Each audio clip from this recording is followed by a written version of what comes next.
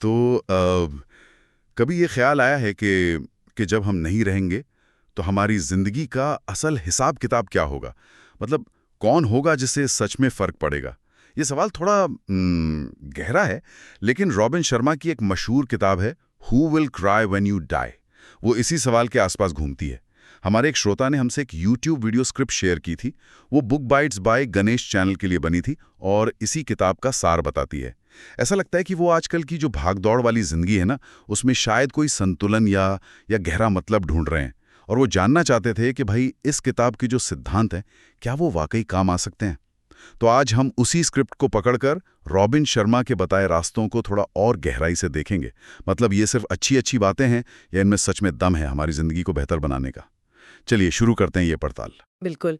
और ये सवाल जो है, न विरासत क्या होगी, जीवन का मतलब क्या है, ये अक्सर तभी सामने आते हैं जब हम रोज की जो रफ्तार है उससे थोड़ा सा हट के सोचते हैं।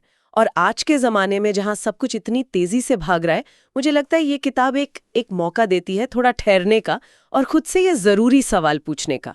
तो हाँ, ये देखना दिलचस्प होगा कि ये सिद्धांत उस व्यक्ति के लिए कितने काम के हैं जो अपनी व्यस्त जिंदगी में वाकई कोई ठहराव या दिशा खोज रहा है। तो किताब का पहला और शायद सबसे सबसे बुनियादी सबक है अपना उद्देश्य खोजना।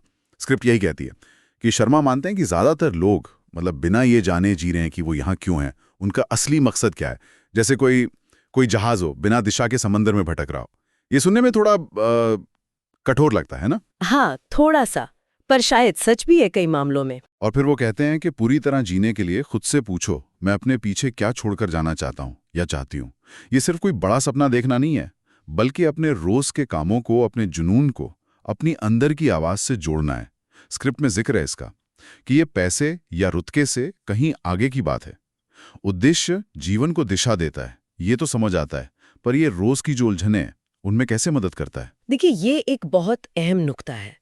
जब किसी को अपना क्यों, मतलब अपना उद्देश्य साफ पता होता है ना, तो ये सिर्फ दूर के लक्ष्य तक पहुंचने में ही मदद नहीं करता, बल्कि रोज के जो छोटे छोटे फैसले होते हैं उनमें भी एक कसौटी बन जाता है। अच्छा, कैसे? आप उन चीजों को ना कहना सीख जाते हैं जो आपका वक्त और ऊर्जा तो लेती हैं, पर आपके असल मकसद से मेल नहीं खाती। मान लीजिए हमारे श्रोता संतुलन ढूंढ रहे हैं, तो उद्देश्य ये समझने में मदद करेगा कि कौन सी व्यस्तताएं असल में जरूरी हैं और कौन सी सिर्फ शोर हैं। ये जो स्पष्टता आती है ना, वो एक अंदरूनी ताकत देती है, खासकर जब जिंदगी थोड़ी मुश्किल लगे। ये जानने का सुकून कि आप सही दिशा में बढ़ रहे हैं, ये बहुत मायने रखता है। हाँ, ये बात तो सही है। ना कहना सीखना शायद आज के दौर में सबसे मुश्किल कामों में से एक है। बिल्कुल। और जब उद्देश्य साफ हो तो शायद ये समझना भी आसान हो जाता है कि हमारा वक्त कहाँ जा रहा है। यही किताब का अगला सबक है ना, समय। जी बिल्कुल। स्क्रिप्ट हमें याद दिलाती है कि ये सबसे कीमती चीज है जिसे हम अक्सर यूं ही गंवा देते हैं। वो आम बहाना, मेरे पास समय नहीं है। हाँ, ये तो बहुत कॉमन है। शर्मा का सुझाव है कि ये कहने की बजाय सोचे कि समय हमारी प्राथमिकताओं का नतीजा है। जिसके लिए वक्त निकालते हैं वही जरूरी बन जाता है। स्क्रिप्ट में सुबह जल्दी उठने, मॉर्निंग रूटीन बनाने, जरूरी काम पहले करने जैसे कुछ प्रैक्टिकल सुझाव भी हैं। पर ये सब कहना आसान है, करना मुश्किल। हाँ हाँ बिल्कुल। रोज सुबह अलार्म बंद करके वापस सो जाना किसे पसंद नहीं? क्या ये तरीके वाकई काम करते हैं? और क्या हर किसी के लिए एक ही तरीका काम करता है? देखिए, ये बहुत ही व्यवहारिक सवाल है। सुबह जल्दी उठना या रूटीन बनाना ये अपने आप में लक्ष्य नहीं है, ये साधन है। अच्छा। असल मुद्दा है अपने समय के प्रति सचेत होना।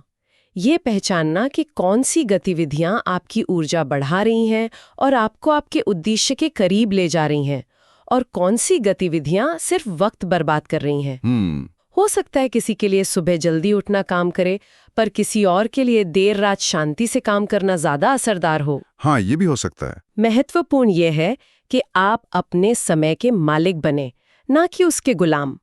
ये सिर्फ टाइम मैनेजमेंट नहीं है, ये अपने जीवन की बागडोर संभालना है। समय की बागडोर संभालना। हाँ, हर बर्बाद घंटा, जैसा स्क्रिप्ट में भी कहा गया है, वो जीवन का वो हिस्सा है जो वापस नहीं आएगा। ये सोच ही प्राथमिकताएं तय करने में मदद कर सकती है। ये सवाल पूछना कि क्या ये काम मेरे समय के लायक है, ये अपने आप में एक शक्तिशाली फिल्टर बन जाता है। हाँ, ये बात तो सोचने वाली है। क्या ये काम मेरे समय के लायक है? हाँ। अच्छा फिल्टर है। मान लीजिए हमने समय का सही इस्तेमाल करना शुरू भी कर दिया, तो अगला कदम क्या है? स्क्रिप्ट में काइजन का जिक्र है। हाँ, काइजन। निरंतर छोटे छोटे सुधार, मतलब रोज कुछ बेहतर करना। ये थोड़ा धीमा नहीं लगता? आज की दुनिया में तो सब कुछ तुरंत चाहिए। बिल्कुल, यही धारणा है आजकल। स्क्रिप्ट में उदाहरण दिए गए हैं। रोज आधा घंटा पढ़ना, कोई नया हुनर सीखना, आभार जताना, ध्यान करना, ये सब छोटे कदम हैं। हाँ। क्या ये वाकई में बड़ा बदलाव ला सकते हैं, या ये सिर्फ खुद को तसल्ली देने का तरीका है कि हाँ, हम कुछ कर रहे हैं? नहीं नहीं, तसल्ली नहीं। यहाँ पर वो जो चक्रवृद्धि ब्याज वाला सिद्धांत है ना, कंपाउंड इफेक्ट, वो लागू होता है। अच्छा, कंपाउंड इफेक्ट। हाँ, ये छोटे लगातार किए गए प्रयास शुरू में नजर नहीं आते। रोज आधा घंटा पढ़ने से एक हफ्ते में शायद ज्यादा फर्क न दिखे, लेकिन साल भर में सोचिए, ये लगभग 180 घंटे हो जाते हैं। ये कई किताबें पढ़ने या किसी विषय में अच्छी खासी जानकारी हासिल करने के लिए काफी है। काइजन का जो दर्शन है वो इसी धीरज और निरंतरता पर आधारित है। ये उस तुरंत परिणाम वाली मानसिकता के ठीक उलट है जो अक्सर हमें निराश करती है। ये समझना जरूरी है कि बड़ा बदलाव छोटे लगातार उठाए गए कदमों का ही नतीजा होता है। ये कोई जादुई छड़ी नहीं है, बल्कि एक प्रक्रिया है। एक प्रक्रिया। हाँ, और ये प्रक्रिया धीरे धीरे आत्मविश्वास भी बढ़ाती है, क्योंकि आप रोज कुछ हासिल कर रहे होते हैं, भले ही वो छोटा सा ही क्यों ना हो। ठीक है, तो व्यक्तिगत सुधार के लिए निरंतर प्रयास जरूरी है, ये समझ आया।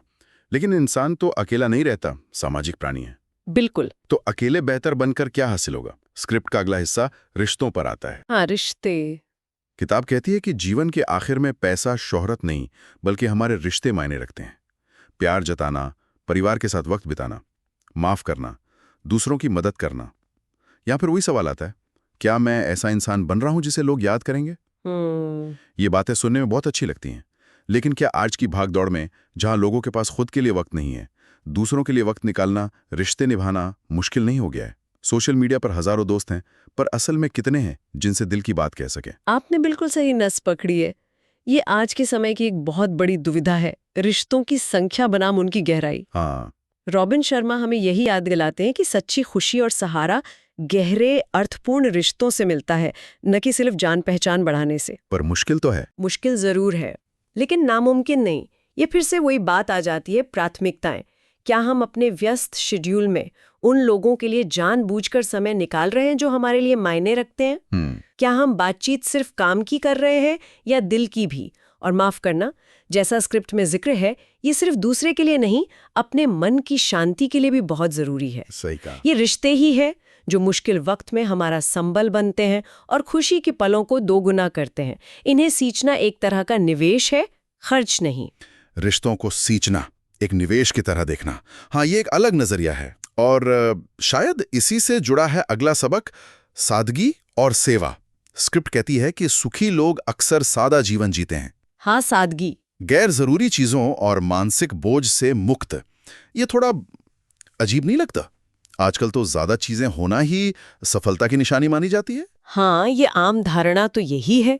और फिर सेवा की बात आती है, दूसरों की मदद करना, दया दिखाना, मार्गदर्शन करना, छोटी मोटी मदद। स्क्रिप्ट कहती है कि इससे असली संतुष्टि मिलती है और एक विरासत बनती है। क्या इसका मतलब यह है कि अपनी जरूरतें भूलकर बस दूसरों के लिए ही जीना है? यह संतुलन कैसे बनेगा? नहीं, देखिए, सादगी का मतलब अभाव में जीना नहीं है। इसका मतलब है गैर जरूरी चीजों से मुक्ति पाना। अच्छा। ये भौतिक चीजें भी हो सकती हैं और मानसिक अव्यवस्था भी, जैसे पुरानी शिकायतें, बेकार की चिंताएं। जब जीवन सरल होता है तो जरूरी चीजों के लिए ज्यादा जगह और ऊर्जा बचती है। ये बात तो है। और जहां तक सेवा का सवाल है, ये आत्मत्याग नहीं है, बल्कि आत्मविस्तार है। आत्मविस्तार कैसे? जब हम दूसरों की मदद करते हैं, किसी के जीवन में कोई सकारात्मक बदलाव लाते हैं, तो हमें अपने जीवन का एक बड़ा उद्देश्य और एक गहरा संतोष मिलता है। ये हमें मैं से हटाकर हम पर ध्यान केंद्रित करने में मदद करता है। इससे अकेलापन और वो जो निरर्थकता की भावना होती है ना, वो कम होती है। अच्छा। और संतुलन बनाने की बात कहें तो सेवा का मतलब ये बिल्कुल नहीं है कि आप अपनी देखभाल करना बंद कर दें। आप तभी दूसरों को कुछ दे सकती हैं जब आपके पास खुद देने के लिए कुछ हो। तो अपनी देखभाल करना और दूसरों की सेवा करना, ये दोनों साथ साथ चलते हैं। हाँ, ये जरूरी है। और सादगी इसमें मदद करती है क्योंकि ये वो मानसिक स्पष्टता लाती है जिसकी जरूरत होती है। मानसिक स्पष्टता, हाँ, शायद यही वो चीज है जो आजकल सबसे ज्यादा गायब है। बिल्कुल। हम या तो बीते हुए कल की बातों में अटके रहते हैं या आने वाले कल की चिंता में डूबे रहते हैं। स्क्रिप्ट का आखिरी सबक इसी पर है, वर्तमान में जीना। हाँ, वर्तमान क्षण। शर्मा कहते हैं कि इसी पल का आनंद लो क्योंकि यही हकीकत है। इसके लिए माइंडफुलनेस मतलब सचेत होकर अपने वर्तमान अनुभव पर ध्यान देने का अभ्यास करने, जी। छोटी चीजों में सुंदरता देखने, रोजमर्रा की जिंदगी का जश्न मनाने की सलाह दी गई है। ये सब सुनने में बहुत ज़ेन जैसा लगता है। हाँ, लगता है। क्या ये वाकई संभव है जब दिमाग में हजार चीजें चल रही हों? और क्या इसका मतलब है कि भविष्य की योजना बनाना छोड़ दें? नहीं, वर्तमान में जीने का मतलब भविष्य की योजना बनाना छोड़ देना या अतीत से सीखना बंद कर देना बिल्कुल नहीं है। अच्छा। इसका मतलब है कि जब आप योजना बना रहे हैं तो पूरी तरह उसी पर ध्यान दें। जब आप अतीत से सीख रहे हैं तो उसे जागरूकता से करें, ना कि सिर्फ पछतावे में डूबे रहें। और जब आप कुछ नहीं कर रहे हैं या रोजमर्रा का कोई काम कर रहे हैं जैसे चाय पीना या बस चलना, तो उस पल के अनुभव को पूरी तरह महसूस करें। माइंडफुलनेस यही सिखाती है, अपने ध्यान को भटकने से रोककर वर्तमान क्षण पर वापस लाना। ये अभ्यास से आता है, एकदम से नहीं होता। हाँ, प्रैक्टिस लगती होगी। बिल्कुल। शुरू में मुश्किल लगता है क्योंकि हमारा दिमाग तो लगातार सोचता रहता है, लेकिन धीरे धीरे ये क्षमता विकसित होती है। और जब हम वर्तमान में जीना सीखते हैं ना, तो हम उन छोटी छोटी खुशियों को महसूस कर पाते हैं जिन्हें हम अक्सर नजरअंदाज कर देते हैं। जैसे? आभारी बनाता है। और ये चिंता कम करने में भी मदद करता है क्योंकि ज्यादातर चिंताएं भविष्य को लेकर ही होती हैं, है ना? हाँ, सही बात है। भविष्य की चिंता या अतीत का बोझ। तो ये सारे सबक उद्देश्य, समय का सदुपयोग, छोटे सुधार, गहरे रिश्ते, सादगी, सेवा और वर्तमान में जीना, सुनने में तो एक भरपूर और सार्थक जीवन का पूरा नक्शा लगते हैं। हाँ, एक तरह से तो है। और घूम फिर के बात वहीं आ जाती है जो किताब का शीर्षक पूछता है, जब आप जाएंगे तो कौन रोएगा। ये किताब और ये स्क्रिप्ट हमेशा यही याद दिला रही हैं कि ऐसा जीवन जिएं जो मायने रखता हो, न सिर्फ अपने लिए बल्कि दूसरों के लिए भी। बिल्कुल। संदेश शायद यही है कि बदलाव के लिए किसी खास दिन या सही समय का इंतजार न करें। जीना अभी है, इसी पल में। वो छोटे कदम आज ही उठाने हैं। बिल्कुल। और इन सभी बातों को जानने के बाद मुझे लगता है असली चुनौती इन्हें अमल में लाने की है। हाँ, वही सबसे मुश्किल है। रोजमर्रा की भागदौड़ में ये बातें भूल जाना बहुत आसान है। तो शायद इस पूरी चर्चा का सार इस एक सवाल में सिमट सकता है। क्या? आज, अभी, इसी वक्त इन सिद्धांतों में से किसी एक को भी अपनी जिंदगी में उतारने के लिए वो सबसे छोटा, सबसे आसान, वास्तविक कदम कौन सा हो सकता है जिसे आप अगले 24 घंटों में उठा सकते हैं? सोचने वाली बात है। क्या वो 5 मिनट का ध्यान होगा, किसी पुराने दोस्त को बस एक मैसेज भेजना, या शायद रात को सोने से पहले बस 2 मिनट इस बात पर सोचना कि आज क्या अच्छा हुआ? वो पहला छोटा कदम उठाना ही शायद सबसे मुश्किल है और सबसे जरूरी भी। सही कहा। इस पर सोचना शायद इस पूरी बातचीत को और भी सार्थक बना सकता है।